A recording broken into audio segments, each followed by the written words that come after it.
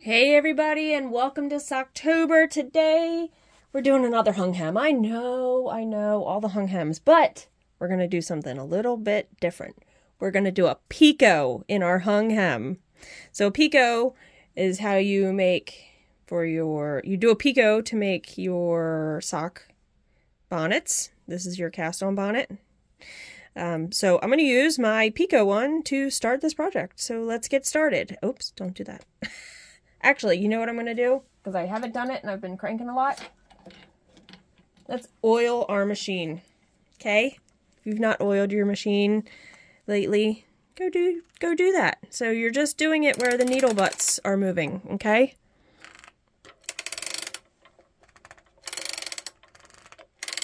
I also need to take it apart and clean it, but that's a whole nother story. So there you go. Oiled machine. I needed to do that. I haven't done that in a while, so it was good to do. All right? Now, cast on bonnet. I'm going to start on my first needle and hang every other needle, one of these loops. Now, when you first make your cast on bonnet, it looks a little funky because these loops don't really stand out. So you have to you have to use it a few times for the weight to pull down onto it, and it'll make, it'll pull these loops out further for you. So don't be like freaked out when you make your cast on bonnet and you're like, it doesn't look like the one I use, because you get one with your machine, right? So you get one with Erlbacher, you get a bonnet with your machine, okay? So I can't go any further. These are all down in the cylinder, so I can't go further. So we're going to put the weight on it, and we're going to crank around with some waste yarn. All right, see how it pulls that down? Let's see. So I'm going to be using this. We're going to see how this works. I tried cranking this yarn not too long ago, and it's like a weird loose ply. It's very loose. We're going to try it. These are 2 50-gram skeins painted sock by the KFI collection. And it's a 75-25, and it's 218 yards in each ball. So you get 436 yards total, okay? And they're matching. So I bought these in the Outer Banks, I think. Can't really remember. We're not putting that on yet. Sorry. We're going to use a contrasting color though, so I'm going to use some white waste yarn. Now, a picot, there's only a little bit difference from a hung hem and a picot. Hung hem is you're transferring one stitch from one needle to the next to its neighboring needle, and you're doing that halfway through your hem. So you got to think in advance. How tall is your hem going to be? So if it's going to be 20 rows, you want to stop at 10, hang your picots, do your picots, and then crank 10 so it's even on each side, right? You want it to be even.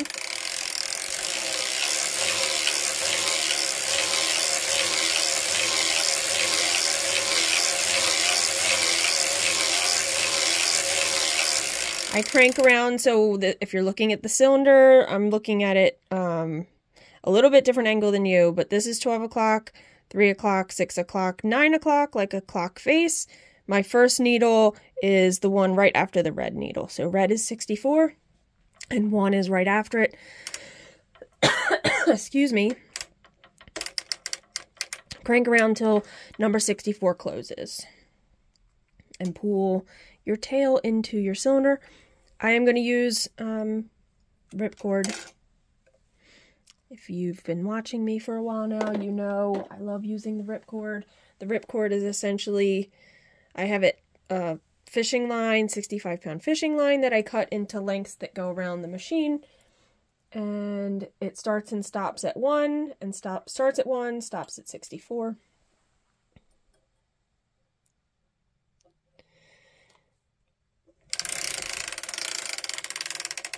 Stopping there, and we're going to add the project yarn on. So pull that tail in.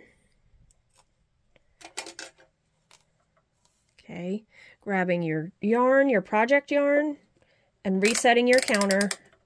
I'm going to do 15 rows, picot 15 rows, and then hang. So let's do that. This yarn is also a little bit thinner.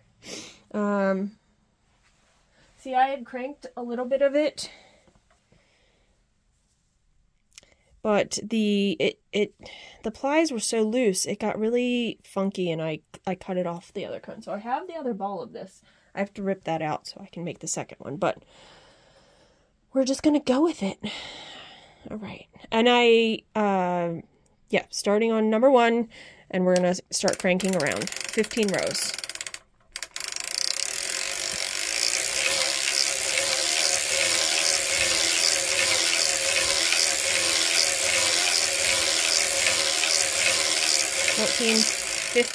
I'm going to stop more at 6 o'clock and start hanging my every other needle. Okay, so let's adjust this a little bit so you guys can see what I'm doing.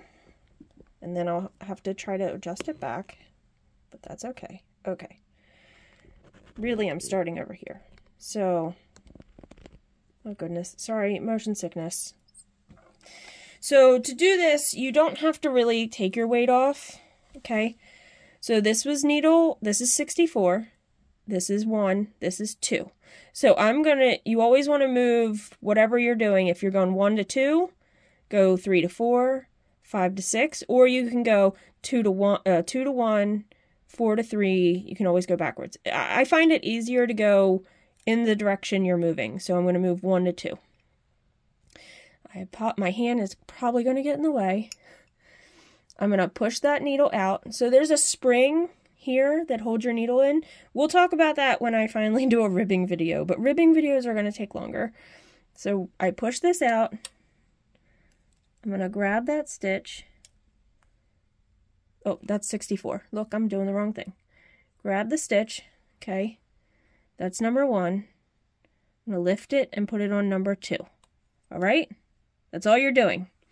So then you're going to take, let me see if I can stop moving. Okay. Go this way maybe. Put my fingers in this way. So we moved 1 to 2, and now we're going to move 3 to 4. And that's essentially what you're doing for a picot. Now, I am using the other end of my pick tool. That end. Okay. And then 5 to 6. So you're moving the needle that the one has 2 on it. You're moving the next one to the one right after it. And you're just going to keep going all the way around. Am I out of view yet? No. But let's just like that. Okay. So taking one stitch and moving it to its neighbor needle. Taking it off 1. It is a little easier when you have the weight lifted off a little, but I like having the weight still on it, just lifting it a little with my legs, because I like having that downward pressure still on it. Okay. And this is all you do for a picot.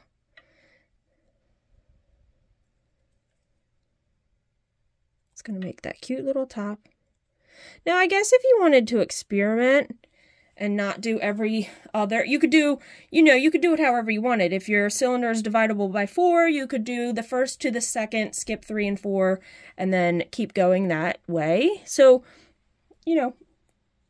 this is your crafting. You can do what you want with it. Okay?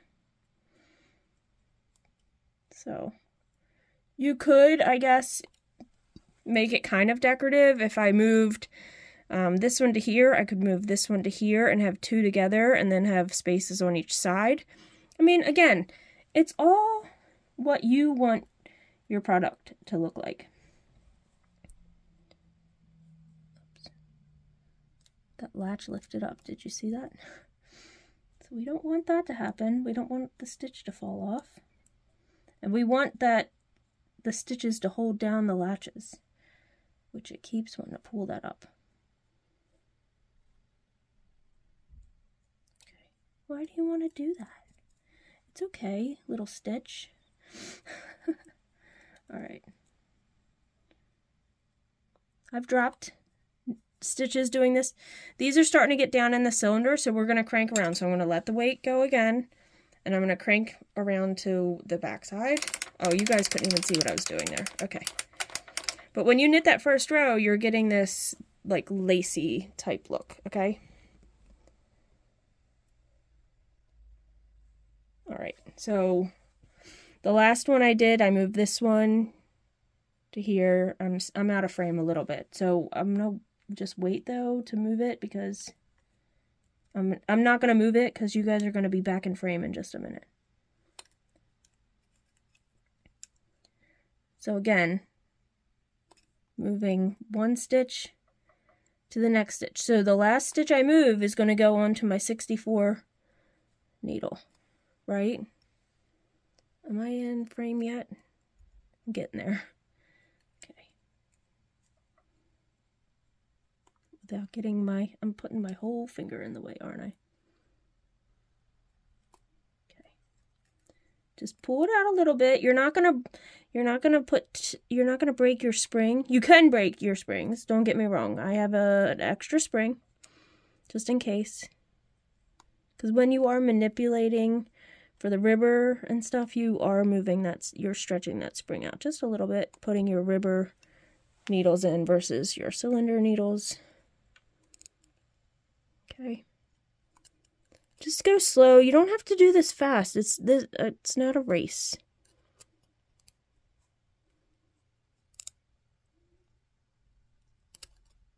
Keeps going. Stop going out of frame.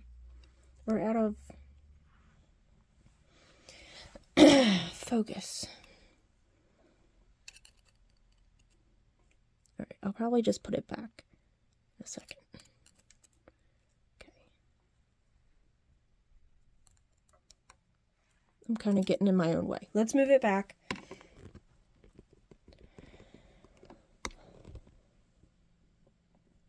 Come on.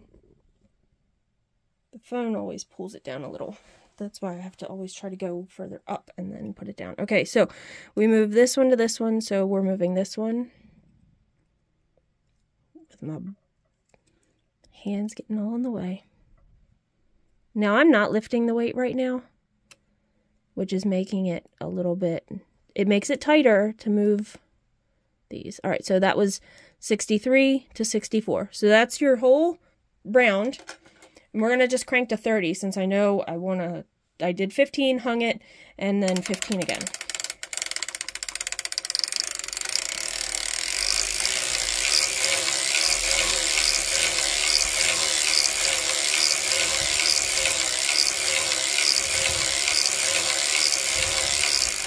I'm going to start hanging here, so I stopped here, which kind of always puts this in a weird position for you guys to see.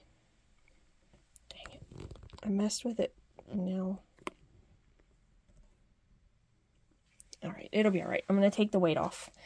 Fold it up onto itself, because that's what you're doing. You're hanging the first row of stitches onto your last row of stitches that you just knit, making your hung hem. Which I know we've done a bunch of times. Again, repetition is the key to learning. Well, that's what they say for kids, if you ever noticed. Well, I'm trying to remember my little... Yes, so I know when she was grown, well, she's still little, but when she was watching, like... Bluey or shows like that, a lot of times with Bubble Guppies, because she really loved Bubble Guppies. Okay, these you gotta watch because these can up and over. Just be careful of those, okay? They play the same episode every day for a week because that is how you learn, the repetition. So again, just like with any tool or something you're trying to do, like, okay, think of like gymnasts, right? They practice that same, I don't know gymnast terms, but they practice the same maneuvers over and over and over and over and over and over. Right? Because that's how we learn. That's how we get better. really do think that this yarn is, I think it's pretty. I do worry, I don't want to apply to split again, because that's what happened, and it made a hot mess on my machine. I'm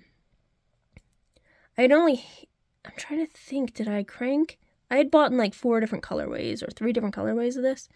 I can't remember if I cranked the other ones or I hand knit them. I think I hand knit a set, and I had not cranked any. All right, these are getting really too low down in the cylinder, so we're going to put our weight back on, putting your buckle on. Might have to adjust again, but we'll get around. Okay, it's going to put the downward pressure on these because these are all hung, but it's not putting pressure here, so you got to make sure you push down on that fabric.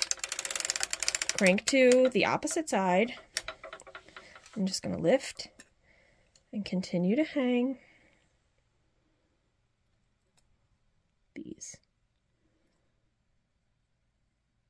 If I moved my table over a little, I could put my camera like above for some shots. I just don't want to make people sick moving it, because I only did one edit really in any of these videos, and that's when I heard that big loud thump in our house that night.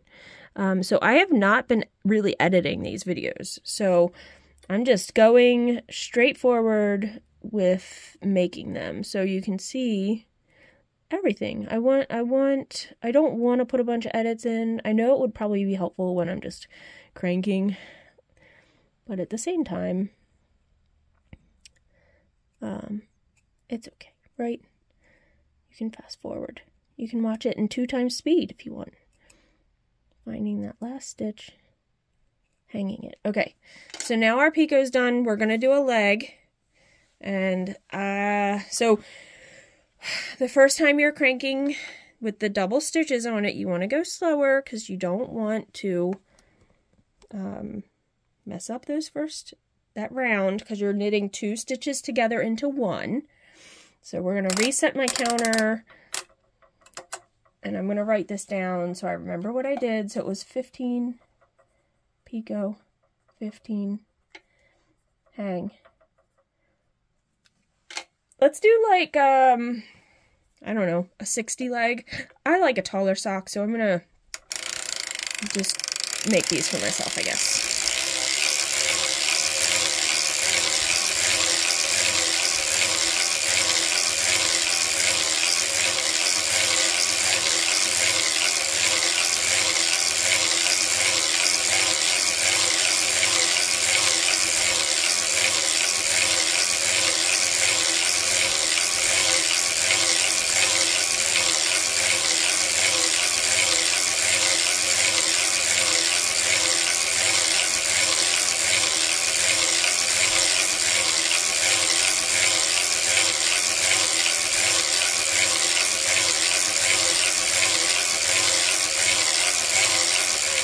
All right, that's 60. I'm gonna do 70.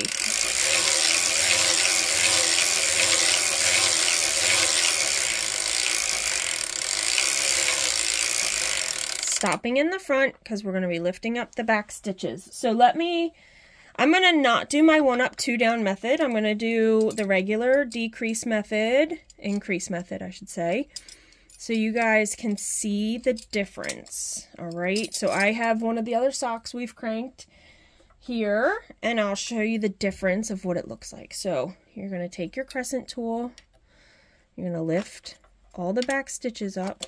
You know what I haven't been doing, and I'm going to do that in this video, is I lift up half, then I put 1 down on each side, okay?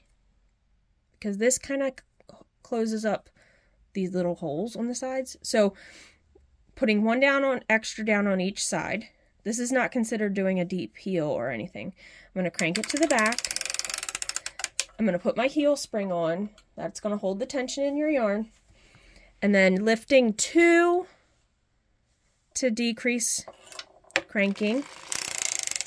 Lifting 2 to decrease and cranking around. Now you go back to just 1. So 1. It's already starting to rise. I'm going to lift 1, do pinch and pull from underneath, but I am going to add my weights on now. I don't want to pinch and pull the whole time. All right, adding one in the center and adding one on each side under the needles that are still in work. And then on this side also. I put my weights in before I maneuver my needles so I can remember that I haven't decreased yet. So decrease one by lifting on the yarn side. Decrease one by lifting. Decrease one by lifting. Decrease one by lifting. And we're going to do that all the way until my target mark, which is this purple one.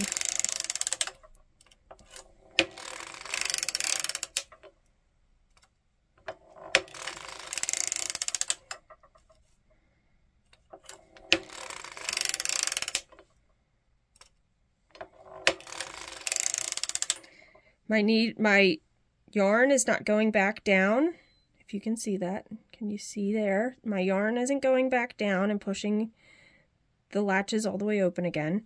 We're going to move the weight, and that's going to pull that down. I'm going to also move my side weights, because if it's not going all the way back down to the bed of the cylinder, I don't know if that's what you call it, the top of the cylinder, you could drop stitches, okay? So lift one to decrease. Lift one to decrease. Lifting one. Lifting one. Okay, it's not going back into focus there. Let's see. All right. Lifting one. I'm just giving that front weight a little bit of a pull. Not a lot. So I am now at my target needle here, but I am going to start decreasing from the other side, okay? So I'm mirroring. I did the decrease on this side. I'm going to do the decrease on this side, okay? Cranking to the other side.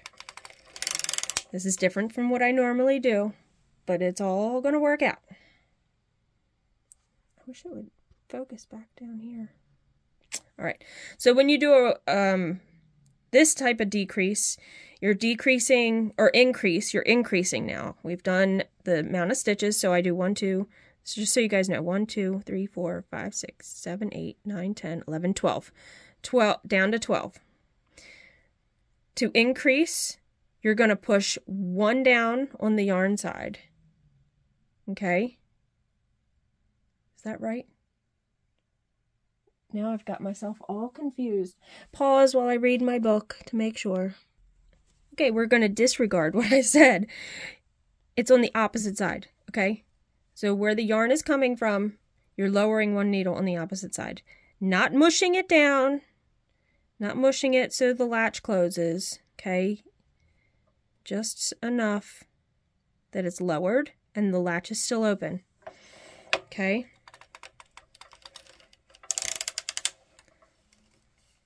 Let me move my weight a little. Okay, and we're increasing now, so we're putting a needle back into work on the opposite side of the yarn carrier, okay? So one down.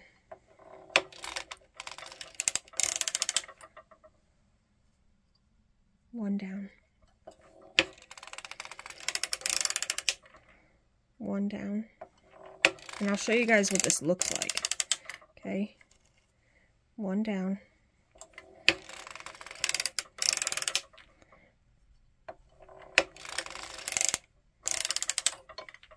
Adjusting my weights because it's not going back. They're not going back down to the top of the cylinder. Okay. That's how you will drop a stitch if you don't have it set right. Okay. One down. Opposite side of where the yarn is coming from. Putting one needle back into work by increasing on the opposite side.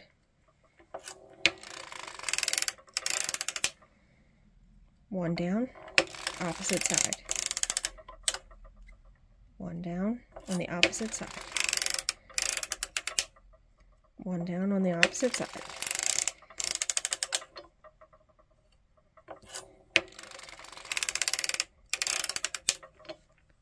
Adjusting the weights.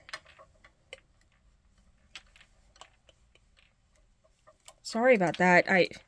Like I said, I don't do this increase often, so I had to think about that. There is a heel called a suicide heel. I can't remember exactly how you do that either, but there's videos on that. So if you searched Sue, as in like the name Sue, suicide, that's the person that made it, I believe, is named Sue. I can't remember her last name. I want to say a name because I think it's right, but I'm not sure it's right. And then this would be the last needle we're putting down. Technically, we're going to be putting them all down because we put this last one down here. So we're going to end up putting them all down eventually. So you can just put a few down, cranking to the front. Okay. Putting all your needles back down into work, making sure your latches are still open. Okay. I'm going to have to measure the leg to see how many rows per inch I was getting, but we'll do that. Let me write down 70. That's what we did. Okay. And then heel. And I'll do like so many rows, and then I'll measure it. I will try to find that Etsy shop I bought my charts from. Oh, and take your heel spring off. I'm not cranking it with the heel spring on the whole time.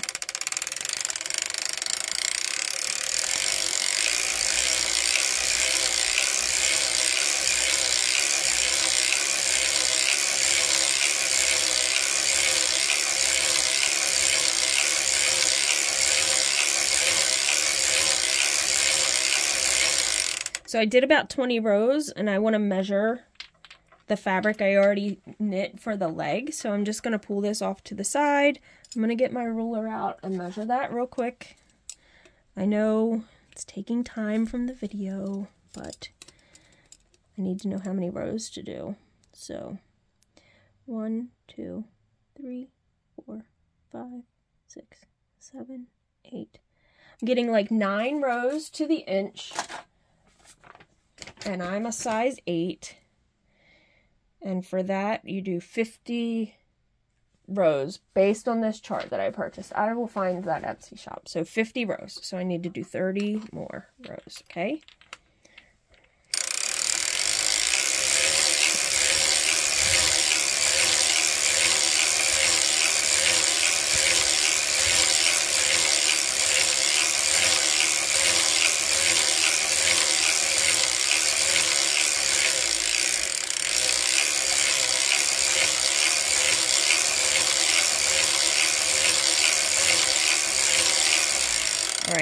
I'm going to take my weights off from the heels and toes because we're going to need those. I'm going to move my big weight up to over the heel or on the heel, so it's pulling down equal pressure on the whole tube, okay?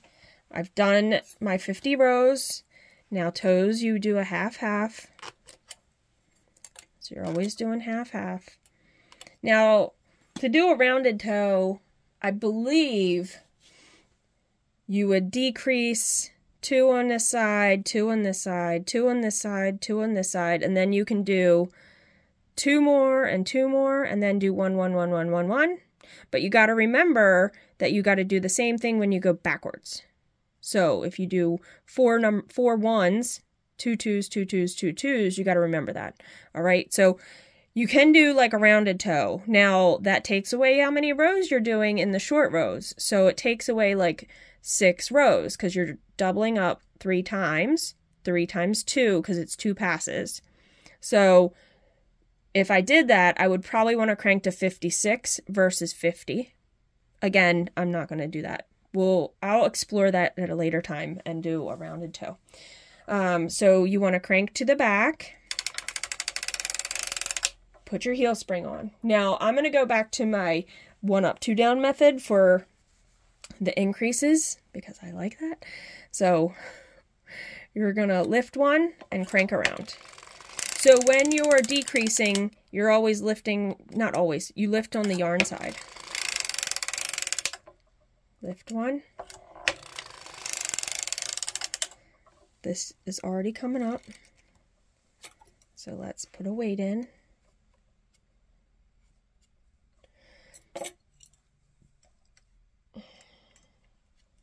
Putting your weights in. Okay, let's see if we can lift you guys up and go more down into the cylinder like that. I feel like you were very low. Okay, that's a little bit better. Yarn is on this side, decreasing one on that side. Decreasing, lifting one by decreasing, or decreasing by lifting one. Decrease, lift one. Decrease, lift one. So you got to find what fits your foot best. Maybe you don't like your heel to go down to 12 stitches. Maybe you like your heel to be 14 or 16 stitches. Again, that's totally up to you. Okay, you got to remember, you can make any modification you need for it to fit your foot. All right, yarn is on this side, we're decreasing on this side. Decreasing on this side. And I had closed that latch when I lifted. Okay, decreasing one. Decreasing one. Till I get back to my purple mark. Or until I get to my purple mark, I should say. It's lifting again. Just move a little bit up. Lift one. Lift one. Now we're back on this side. I'm going to lift my target needle and put 2 down on the opposite side. So I'm going back to my up 1, 2 down method. So technically I can show you the difference on this sock by itself. Up 1, 2 down. Up 1, 2 down. I'm going to adjust my weights after this one. I'm holding it too much with my hand. Okay. Up 1, 2 down. It still isn't going all the way down. 2 down. Up 1, 2 down. Up 1, 2 down. Go down. Adjusting this again, because it's not quite right. Up 1. Oh, that's where it gets you in the finger. 2 down. Goodness gracious. This yarn is not cooperating with the weights. That's alright. Up 1, 2 down.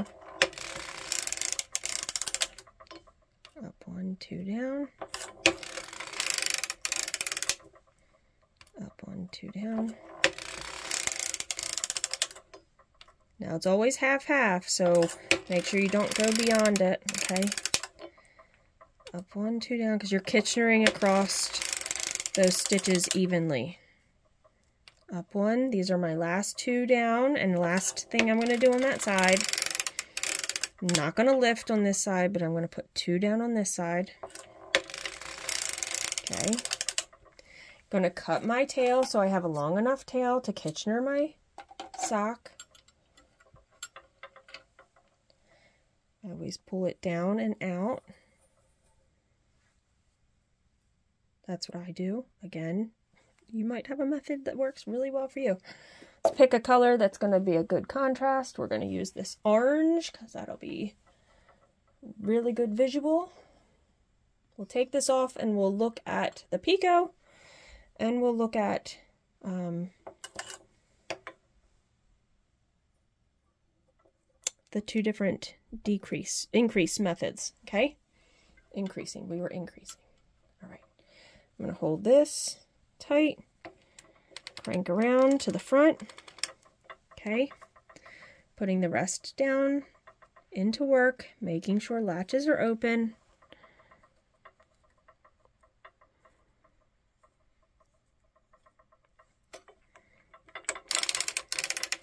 Slow on that first row. Look what happened. We're going to fix that. Okay, I'm going to get a little bit further so the needles are out of the way. it missed some stitches. See those? It missed 1, 2, 3, 3. We're gonna fix those. All right. So it knit this one. It didn't knit this one, and this one. This one knit too. So what I'm gonna do is I'm gonna fix the middle one first. So we need to have the yarn kind of in the hook. All right. We're gonna pull it forward. We're gonna grab it and we're gonna latch it and create that stitch. So now it's knit. Then just do the other two.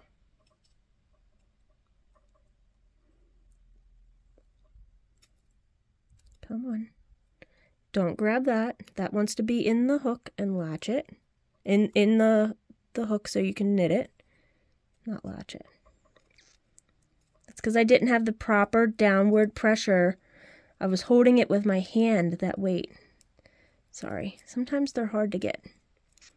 I'm not taking my weights off, so that's why it's harder to get, because my weights are on still, and those stitches are pretty tight. Okay. Move up. There we go. I have it, and I'm going to knit that stitch. All right, now we fixed them. Now I'm going to move my weight a little bit, all right? And then we're going to continue to crank around. I'm going to take the heel spring off, though, so it's not as tight.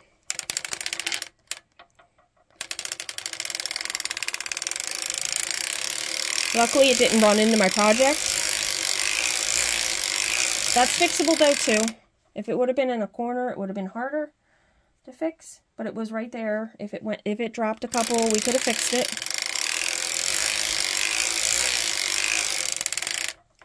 Sorry, this waste yarn ball does not want to unravel. Getting to the end of its life. All right. Pulling your tail in. I mean, you can just knit it right off and knit so it knits the whole tail. Hold your weights. Crank it off. Oh, I forgot to readjust the camera. We'll readjust it for showing you. Okay. Let's take all the weights off and I'll lift the camera and show you guys what we did. Except I'm dropping weights everywhere. All right. Let's lift you guys up. Okay. So, bonnet, waste yarn, there's my ripcord, we're going to take that off, and here's that fun Picot top, okay? So let's take this off. Come on, focus, focus, focus. And then I'll put it on a blocker so you guys can see it. Oh, my blockers are upstairs. Well, the toe's not closed, so it's not going to matter. Okay. It comes right off. Makes it super duper easy. You just weave that tail in. Okay. So let me put this on a blocker and get a better view for you guys here. Sorry for the sniffles. It's got a little cold here in Baltimore today. Okay. So because we did 2 different decreases, you'll be able to see what it looks like, all right? So, goodness. Come on. Okay, so these are the stitches that were out of work. We weren't knitting those. It looks a little funny because the color change. We knit quite a few stitches down here. So here is where we decreased. And then we increased again, so we decreased down to the 12, then increased back up, all right? So that looks like that. I don't know how much you can really tell. It gives a different look.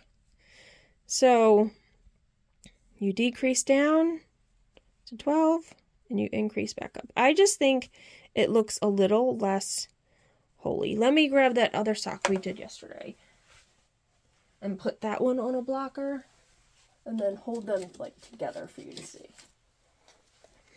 Oh goodness. Sorry. Sorry. All right. This is that Patton's Croy sock I did the other day. Okay, and this was with my regular 1 up, 2 down. Okay. Ugh. So, this is the 1 up, 2 down. Let's stretch it out a little. And then this is just a, I don't know if you just call it a regular decrease. I don't know. I just think this looks a little more open to me, where this doesn't look as open. It really doesn't look that much different, honestly, does it? So, again, if you want to do the extra work by doing like more manipulation of needles, do it.